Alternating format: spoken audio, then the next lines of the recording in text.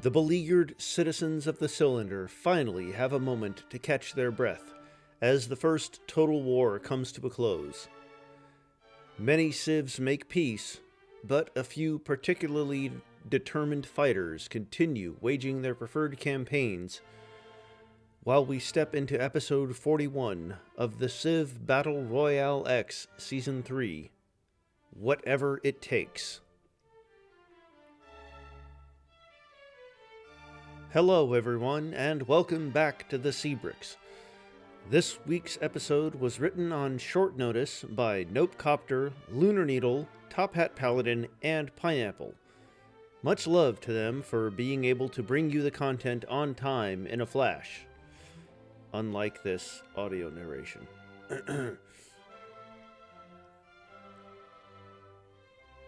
And now to the beautiful map by Varea. Take a look at East Asia for a reminder that Ming still clung to life at the end of last week's episode, and that Japan was finally unified, albeit by the Mojave.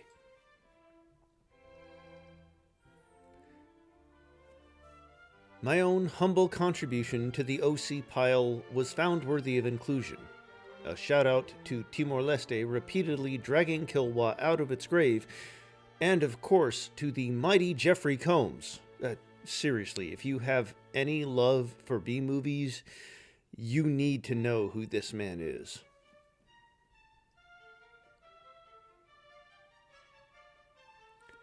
As always, thank you to our Ko-Fi donors for their assistance in keeping the show running. Your support is greatly appreciated.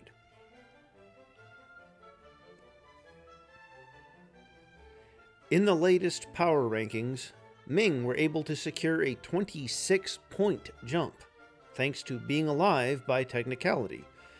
They probably won't be able to hang on to this rank for a whole episode, but it's still fun to see this happen for the brief window it's relevant.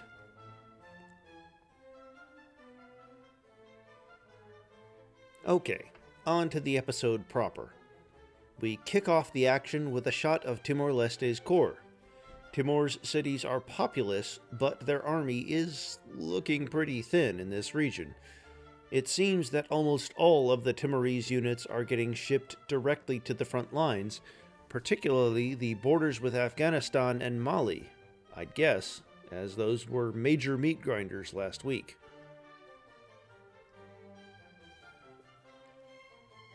Afghanistan captures Chenxian and Suyab in the same turn, simultaneously advancing against Han and Tuva respectively.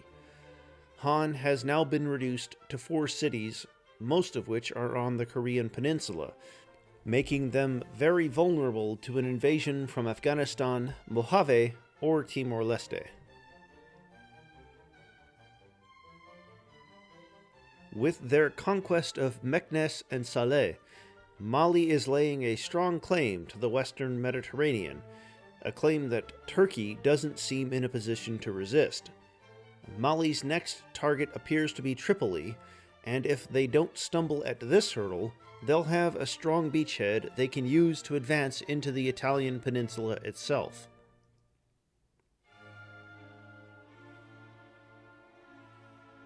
Mojave troops have surrounded Han's defenseless provisional capital of Chongjin. At the northern fringe of the slide, we can also see that Hamhung is hanging by a thread.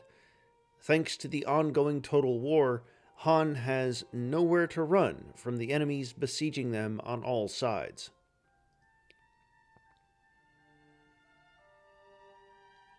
Turkey has again taken the Yemeni capital of Sana'a, thus knocking Arwa al-Sulehi back out of the Arabian Peninsula. The odds of Yemen reclaiming their former capital are unlikely, but the lack of Turkish troops in the area means that Arwa may be able to pull off another unexpected reversal of fortune.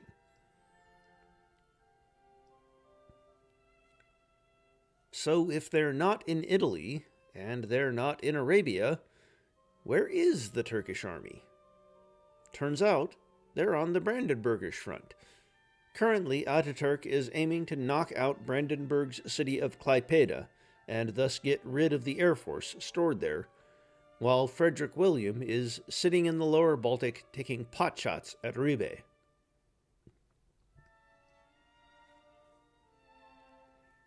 Dealing with Turkey is proving to be a full-time job for the Brandenburgers, though. They don't have enough resources left over to protect the British Isles from Anglo-Dutch incursions.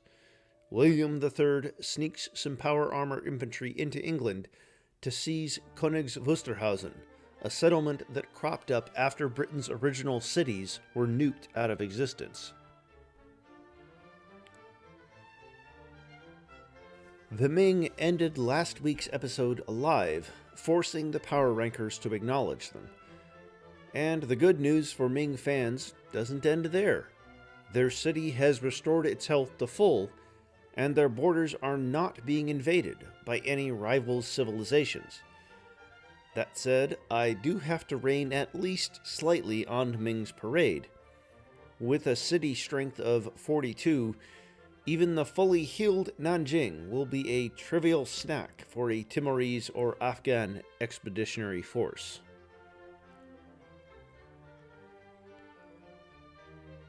However, Timor-Leste and Afghanistan are too busy at each other's throats to bother with Ming.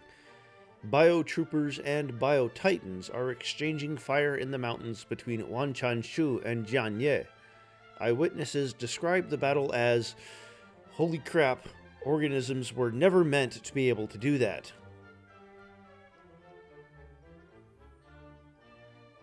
With the fall of Kungurtug and Rokiskis, some of Tuva's last exclaves finally succumbed to Turkey.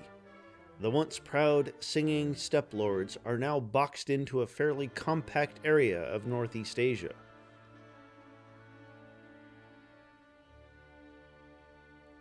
Kilwa Kisiwani falls out of Timorese control, not because Kilwa has been resurrected again, but because Yemen has taken the city.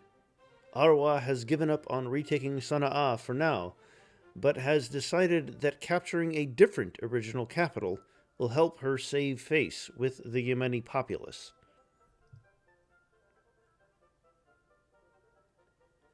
Klaipeda falls, and the Brandenburgish offenses against Oranienburg and Ribe are looking pretty ineffective. So the situation in Northern Europe continues to look favorable for Turkey. Even the previously untouched city of Lundebur, one of Brandenburg's southernmost remaining outposts, is beginning to take Turkish fire.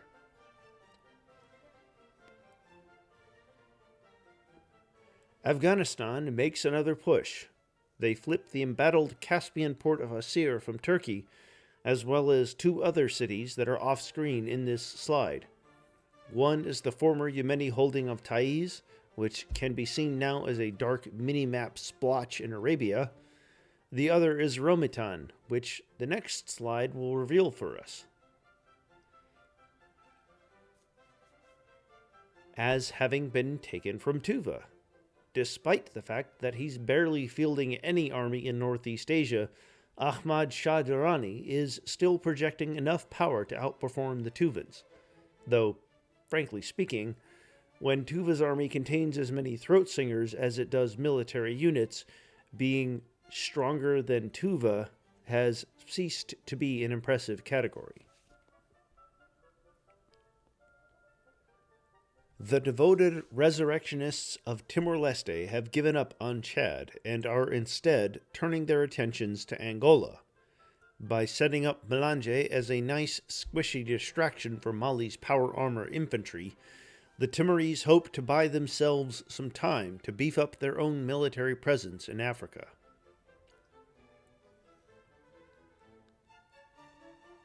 Unifying Japan was a very proud moment for the Mojave last week, but their pride is short-lived, as the Arapaho have just swarmed into Koshoy Korgon and the one-time Ainu capital of Sat Poropet.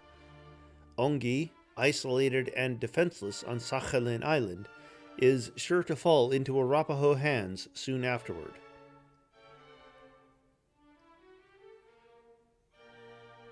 Closer to home, the Arapaho have sent a biotrooper south to capture Hunza, the original capital of the Muisca. The strike force is a small one, so the Inca are highly likely to retake Hunza before much time passes. Instead, it seems that Pretty Nose is just capturing the city as a middle finger shoved into the Inca's face.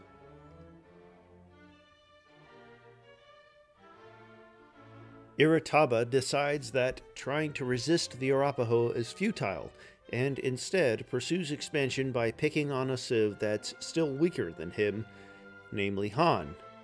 The Mojave seize Chongjin, and with the Han military reduced to nothing but a single supercarrier, the city's unlikely to flip back anytime soon.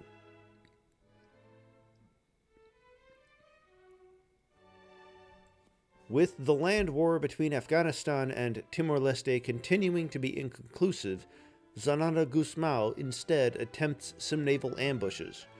Rangpur is captured in an amphibious assault, and while Afghanistan does have a genoswarm present in the nearby seas, I doubt it'll be able to retake the city.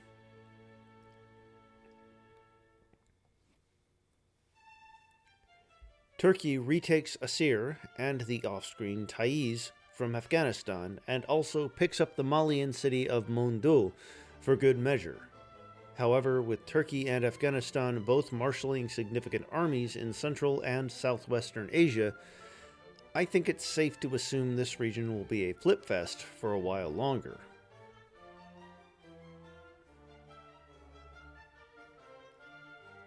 Seeing the horrific violence being waged in all directions around him, Yongle adopts fascism in a bid to assert some level of control over what seems like an increasingly out-of-control world.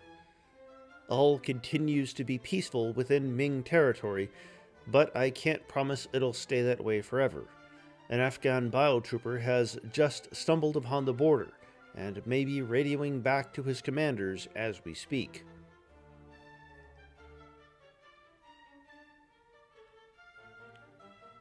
With the fall of Hamhung to Afghanistan, Han is now down to 2 cities. Only Linkyu and the erstwhile North Korean capital of Pyongyang stand between Wu and his complete extinction.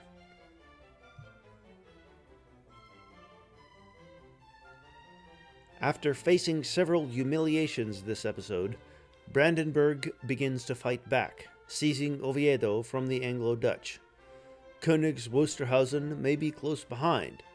However, Brandenburg and the Anglo-Dutch are both fielding power armor infantry in this region, so any capture will be hotly contested.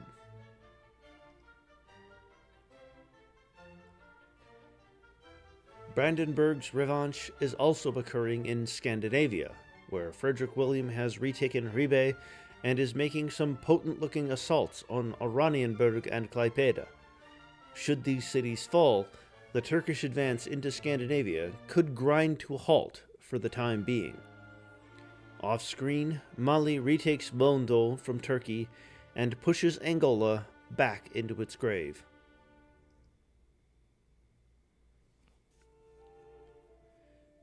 Heyo, it's Nopecopter here, taking over for some emergency narration. There's no time for introductions, though, because Angola is, once again, dead. Sadly, I don't really have time for a eulogy, but they sure did exist for a few turns there. F. Also, props to Mali for keeping up the good fight after all this time.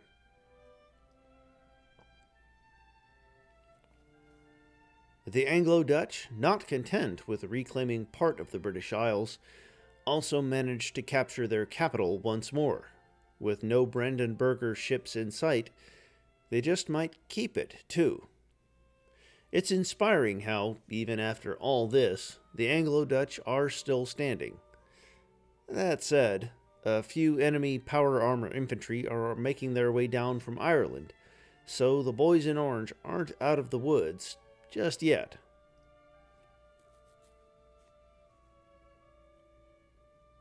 The Inca quickly reverse the bold Arapaho capture of Hunza, and it's looking fairly safe for now, but this is harrowing proof that the Inca aren't quite as safe in their continental fortress as they should hope.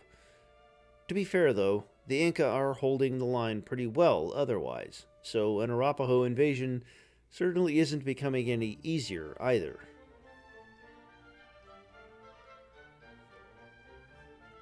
Avimota's expansion, incredibly, continues to go smoothly, with Korasima being taken from none other than Turkey. The city is fairly well defended, too, so the scattered Turkish forces in the area will have trouble retaking it. The Avimota biotroopers are already on their way to strike at Kandagete, too. Can they be stopped?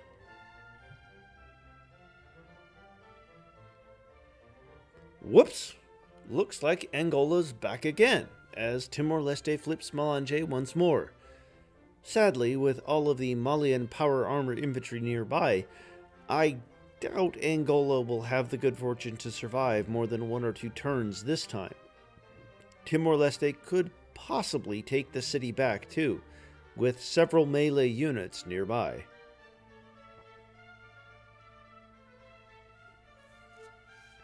Afghanistan has broken back through Asir and is quickly engulfing Konya. Unlike Bengal before them, Afghanistan's comeback hasn't collapsed just yet. Rather, it seems like they're only getting stronger. I'm also picking up just in time to let you know that turn 850 is when Total War stops being enforced. Civs can finally make peace with one another and rebuild, as nobody was willing to continue building units and the game was drawing to a stalemate. Or, like Turkey and Afghanistan, they can keep fighting if they so desire.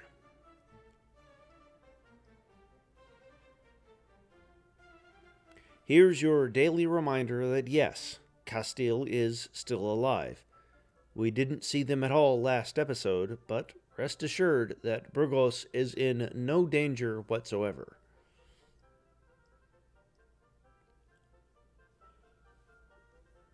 Arapaho's reconquest of the Sea of Japan continues with the capture of Ongi, pushing the Mojave decidedly out of the north. Things are going similarly smooth up north, where Gaochang, which has fallen into the red and looks set to collapse entirely within a matter of turns. It's a nice step up from a civ that has been struggling to break into Asia up until now.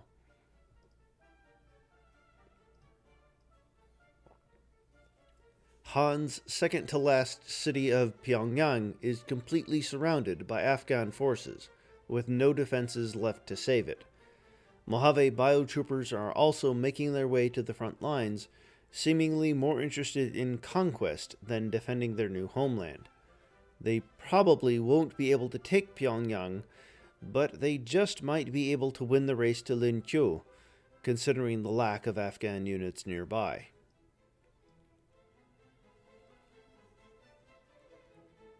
The Inca and Timor-Leste are the first of the Elite Four to make peace with each other, with the Pacific Front now entirely devoid of units and both parties having bigger problems to worry about.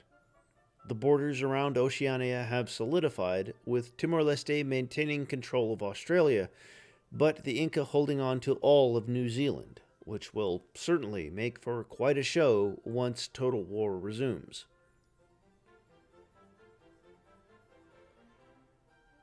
The Mojave have retaken Kapotak Ivalve from Timor-Leste, granting them at least one W in the Pacific. The city seems perfectly safe now, too. Not a Timorese ship in sight. Mojave's capital isn't shifting to Avimota anytime soon.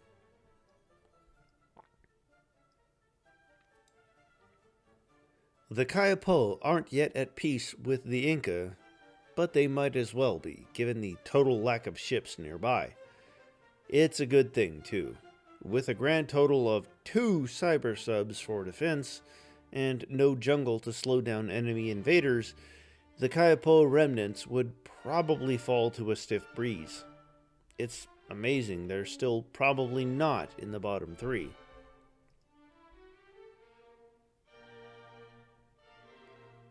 Brandenburg's last-minute counterattack on Scandinavia grows even more comically large relative to the other completely spent armies throughout the cylinder.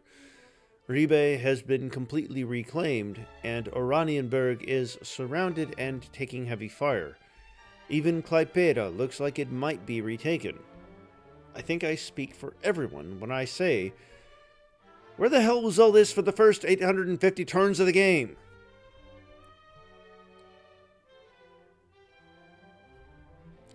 Tuva still has no units to defend themselves with, but it seems like Turkey's unmatched offensive is finally starting to run dry. Sarıksep is probably going to fall to the nearby Turkish biotroopers, and if they're unlucky, Shagonar to the Mojave, but that might be it. Tuva definitely isn't coming back from this evisceration, but they're almost certain to live another day.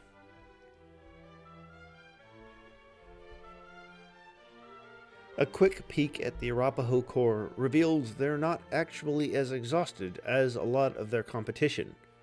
Their carpet is sparse, sure, but their core cities all have a ring of troops defending them from a hypothetical invasion.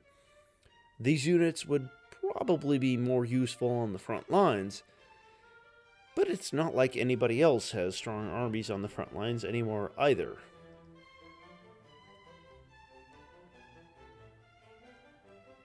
Here's a quick peek at the Timorese Corps, which is a bit worse off than the Arapaho Corps, but still not too awful.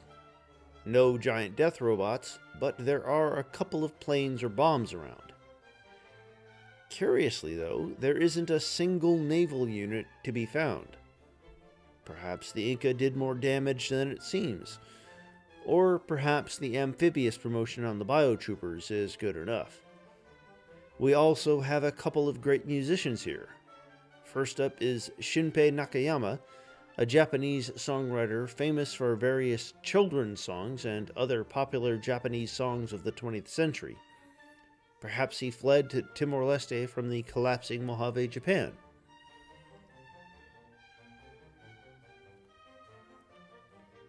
The other great musician in the Timorese Corps is a bit more special. Special enough to warrant his own slide, in fact. Christopher Tin is an acclaimed film and video game composer, perhaps best known for writing none other than Baba Yetu for Civilization IV. It's one game late, but having this living legend present in the Civ Battle Royale just feels right.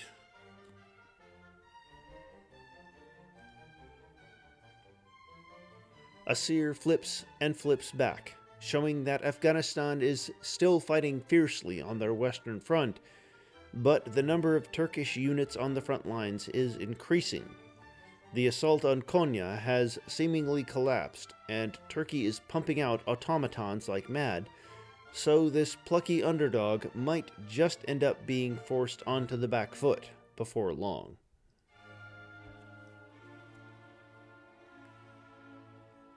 That said, being outgunned certainly isn't going to start making Afghanistan play any less boldly. Here, they've sniped Patna from Timor-Leste, turning things around against the top-ranked civilization in an ultimately futile, but still very impressive maneuver. Ma Tiak is currently Afghan too, so it seems like making peace with the Inca isn't going to just give Timor-Leste a free run through Southeast Asia.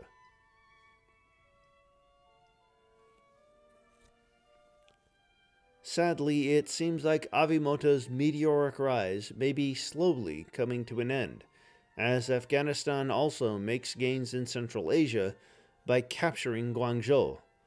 Most of the Mojave biotroopers are off conquering, leaving the south and east of the colony exposed to Afghan incursions that will almost certainly be more successful than last time. Jiangping looks to be the next to fall.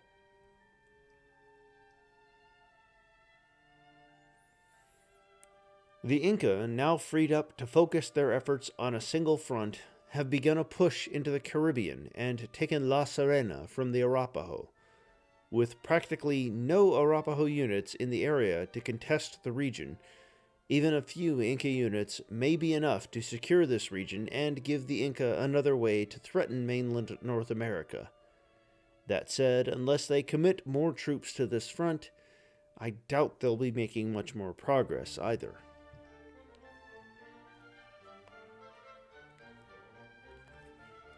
Angola is once again slain and returned to the grave, this time by Timor-Leste. However, with power armor infantry still surrounding the city, I'd bet on at least one more flip.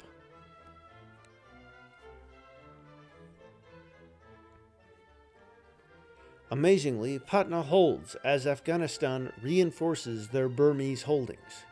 There are plenty of Timorese units nearby, but crucially, they seem to be splitting up enough that Afghanistan can hold the line. At least for now. In fact, Shui Hin Se up north looks ripe for the taking.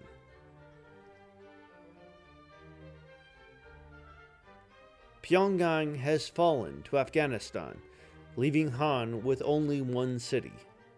Now it's a race to eliminate what was once the titan of East Asia. I'd bet on Afghanistan, but you can never count the Mojave out.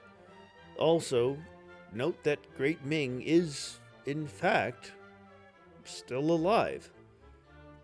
Could this mean?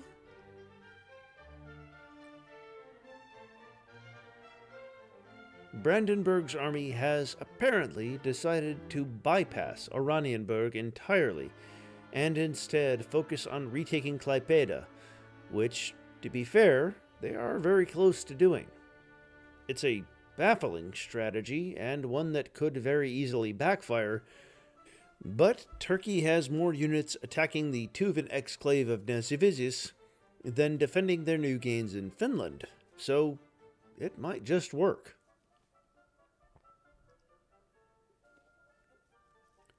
After a long and grueling war across two continents, the Arapaho and Mojave finally make peace, leaving Japan split between the two remaining North American empires. While this outcome might seem disappointing after the incredible comeback the Mojave pulled off last episode, remember, when these two fought in North America, the Mojave got steamrolled. The fact they're still standing at all is amazing.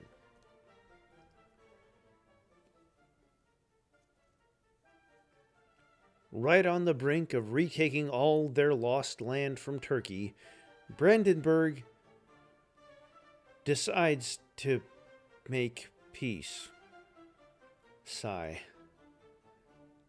At least it's in character.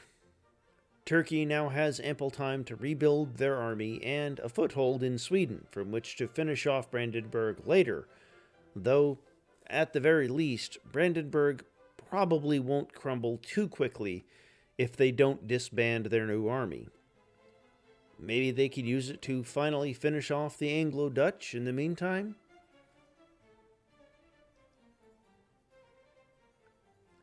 Both Oxus and Chagonar look about ready to fall to Avimotan raids, but in return, Jiangping looks like it's in serious trouble. Afghan troops are swarming the Tarim Basin, and without any quick and decisive peace deal, it seems like Avimota is about to be migrating north pretty quickly.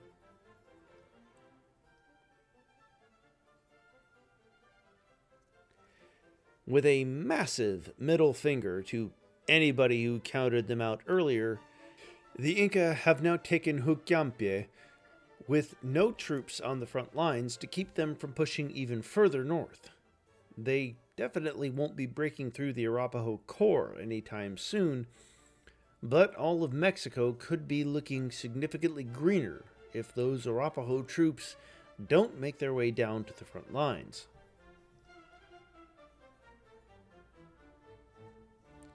Avimota captures both Oxus and Chagonar while holding on to Jiangping, but they're very clearly overextended now. Turkish units are already moving in to retake Oxus, and Jiangping certainly isn't looking any safer. That said, the Tuvan capital of Kizil is now within reach of the Mojave units, so there's still some potential for something very funny to happen.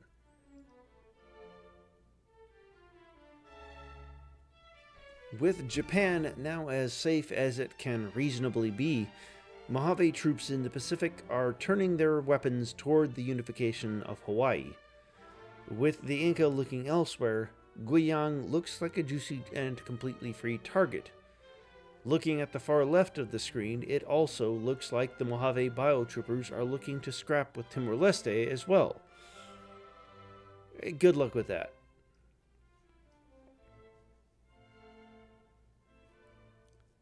Lunar Needle here. Emergency narration in 2 hours. Let's go! We're in a brief moment of pause, so we should take stock of the current situation.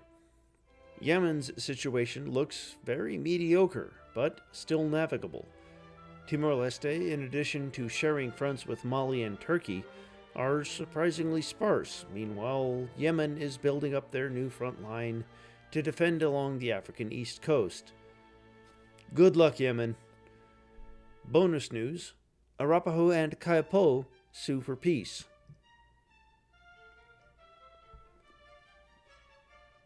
Oh, Mojave. These cities aren't insanely technologically advanced, lacking food to really stall out their tech-maxed opponents. Depending on how long this peace lasts, they're likely to be outgunned on both their Central Asian and Japanese fronts. If Mojave gets removed from Japan, their game might be over, exactly halfway across the planet from where they started. Say what you want about their city capturing priorities, but Irataba has been anything but boring.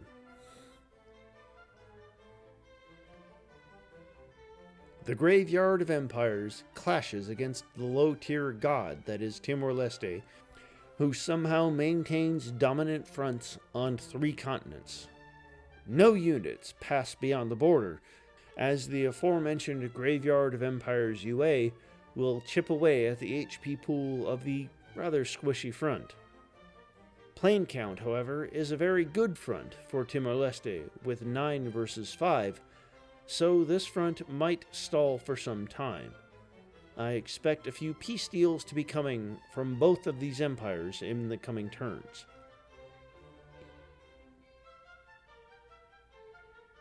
On the East Chinese front, Mojave battles with the Timor-Leste city on the main Japan island chain, while Han and Great Ming are both completely surrounded. In an attempt to aid in their continued existence, they sue for peace. One less problem to worry about, I suppose.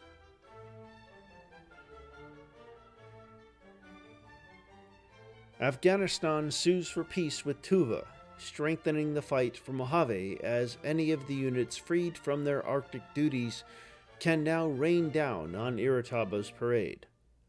Same thing that applies to Timor-Leste versus Afghanistan applies here, making potential recapture of Xiangping even harder than it already is.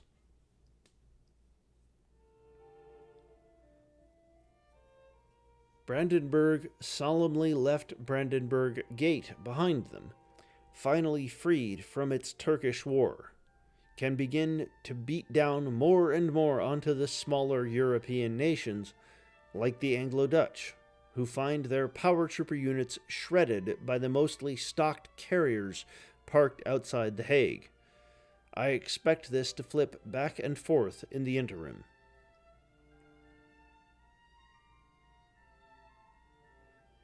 A nigh indefensible empire stuck in the north, with their capital almost off-screen, sues for peace, helping to secure their life for a bit longer. Although, does Tuva even have a chance? Unlikely, but given enough time, Afghanistan's border is probably the hardest to defend against a full-carpeted empire.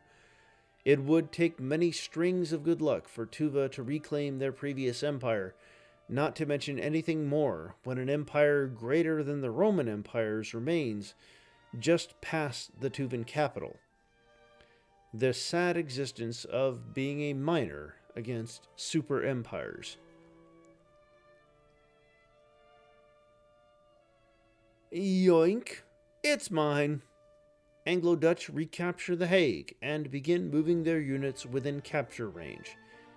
Keep track of the carriers nearby, as they are Brandenburg's strongest asset, having all of the planes that I can see in this image on their 2 supercarriers.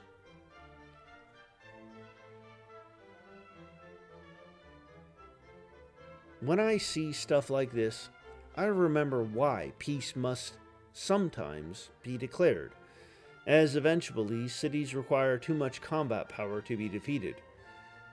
I'm just thankful that there's no plane spam deleting these units like against the Moors in Season 2, Chapter 2. Let's cross our fingers and hope the AI doesn't know that planes can attack units. Ha ha ha.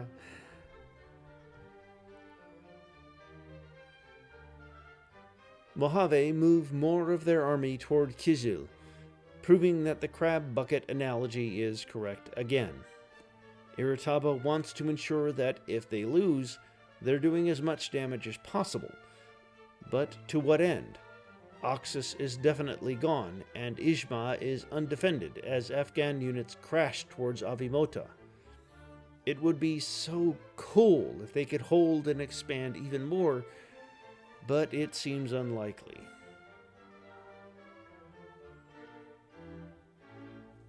Yeah, I don't think that's going to work, Mojave. Moving all of your units, which should be sacking Shagonar in favor of defending your core, but you do you. Also, The Hague is back in Anglo-Dutch control. Also, look at all those FW improvements in Turkish lands. +4 to +5 food on all those improvements from the hydroponic domes and river access. Turkey is going to win peacetime, unless it's short.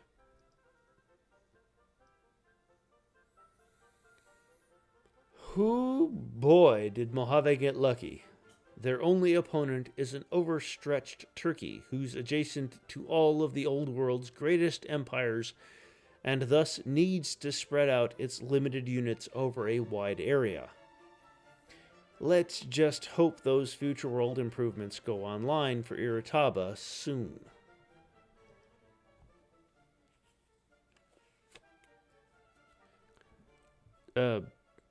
See slide 71.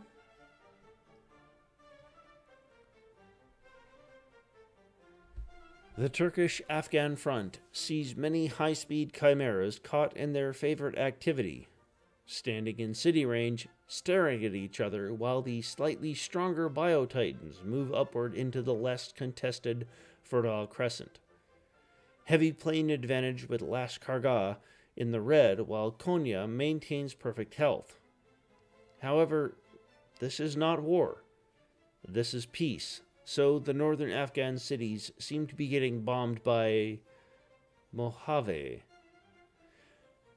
Okay, maybe this peace was ideal, if anything, so these AIs can focus on defending their border and core territory instead of max distance bombing. Maybe.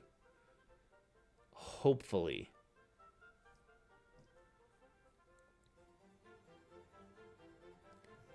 Afghanistan probably made the correct call, allowing them to build up against both supermajors, but the annoying presence of mountains through the Tibetan Plain makes navigation from north to south Afghanistan annoying at best. Perhaps Ahmad Shah Durrani knows best.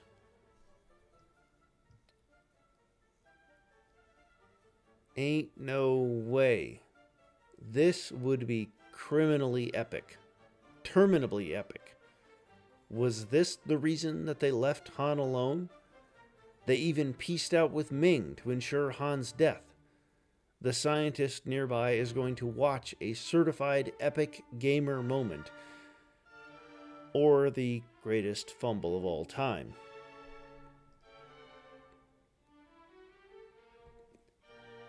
Brandenburg, who owns half of Scandinavia and a majority of the UK, pieces out, leaving them with little but a few small cities with few helpful future world improvements. The Hague, meanwhile, seems secure. I see one of the supercarriers with 4 planes. Did some of the winged friends get lost? Also, this be it for my emergency narration. I'm still here being my usual self. I'm also still around for some help for the next season, so I'll always be here. Always be watching.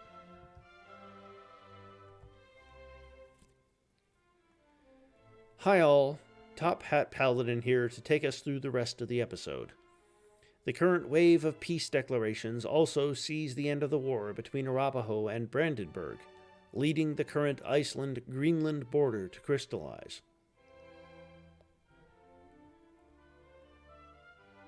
In a particularly nimble peace deal, Wu of Han, on his deathbed, manages to talk Afghanistan into giving up their offensive. The various biotroopers that were besieging Lingqiu stick around, but now they're here for purely sightseeing purposes.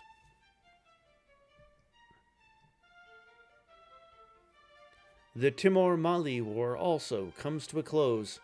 Tragically for Angola fans, Savimbi doesn't end up getting anything in the armistice.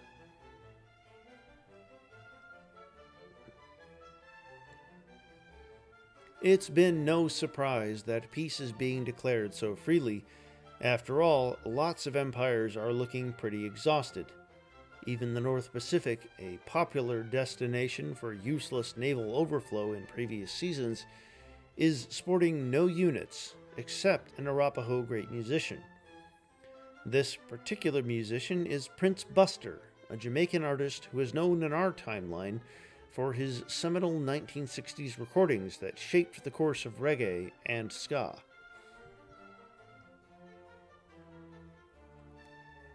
Another great musician has emerged in Thebes, where the subaltern Egyptian population appears to have a burgeoning trip-hop movement. Accordingly, the band Portishead, British trip-hop pioneers in our timeline's 1990s, has emerged in Thebes here.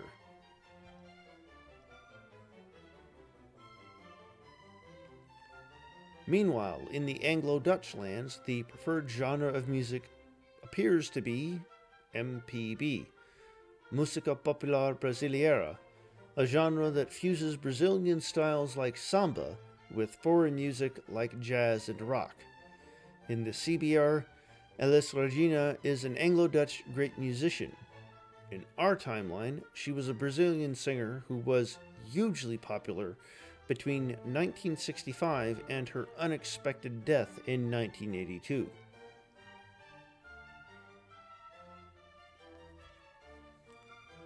Our musical tour continues in Incan Chile, where Radiohead has emerged. In our timeline, Radiohead became stalwarts of 1990s and 2000s British rock with alienated, electronic-influenced albums like OK Computer and Kid A. They presumably play a similar role here, though their music is likely more driven by the existential angst of living through total war.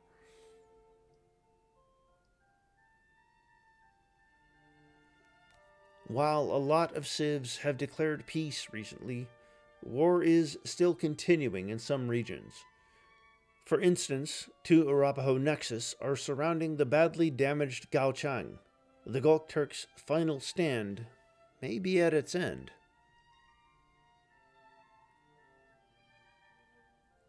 Also still at war are the Arapaho and Inca, where the Inca have been chipping away at the Arapaho Caribbean.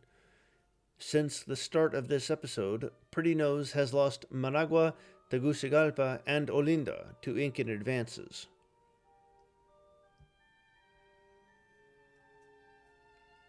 Afghanistan has declared peace, and Turkey isn't paying much attention to this front, so the Mojave colony in Central Asia is able to send a cheeky expeditionary force north to attack the Tuvan capital of Kizil. It's a bit of a risky move, if you ask me, but it'll be undoubtedly hilarious if it succeeds.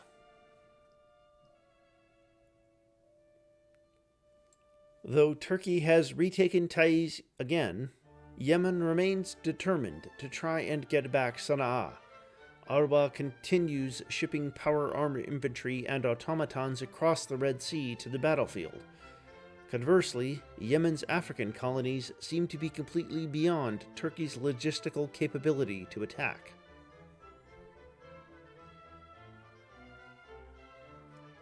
Irataba might actually pull it off. Kizil is down to about a quarter of its health, and there are still half a dozen Mojave units in the immediate vicinity. Meanwhile, poor Tuva is so battered by the war that they have next to no way to resist the assault.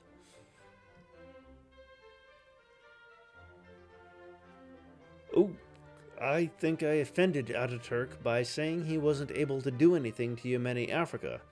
He's captured Aden just to prove me wrong. A fairly impressive play, but I'm keeping the bulk of my praise in reserve unless he shows he can hold Aden for the long term.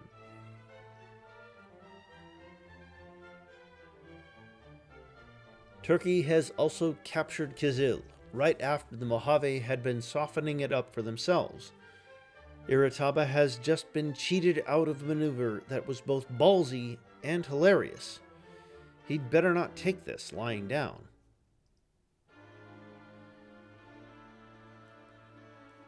The Turkish advance against Yemen does indeed seem to be a capable one.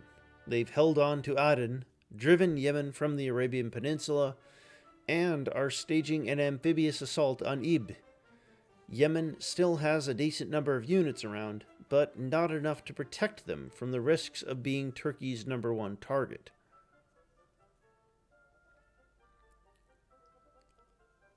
Ming's glorious ride might be about to end. Afghanistan declares war, and they've got an expeditionary force moving in from the northwest. Yongle has gotten Nanjing's city strength up to 66, which is better than it was at the start of the episode, but it's not nearly enough to hold off against mech artillery and biotitans. The Ming will survive to the end of today's episode, but I doubt if they'll live for more than a turn or two next week.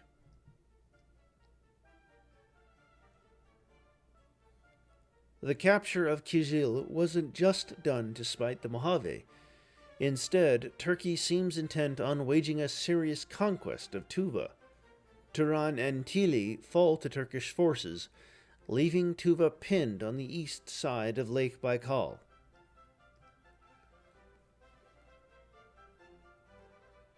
However, focusing on Kizil means that Turkey can no longer pay as much attention to the African front. In the final slide of the night, we can see that Yemen has managed to retake Aden, although Ib remains firmly in Turkish control. Total war has ended, but the excitement is still raging. This is Top Hat Paladin, and Lunar Needle, and Nopecopter, and Pineapple, and yours truly, Doc Ito, signing off. And we'll all see you next episode.